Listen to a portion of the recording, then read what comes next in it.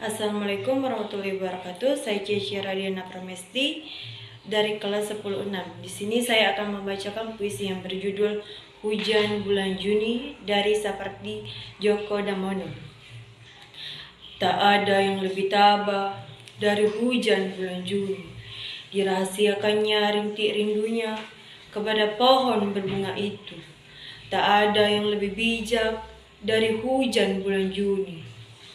Dihapus jejak kakinya, ia ragu-ragu di jalan itu. Tak ada yang lebih arif dari hujan bulan Juni. Dibiarkannya yang tak terucapkan, diserap akar pohon bunga itu. Sekian, terima kasih.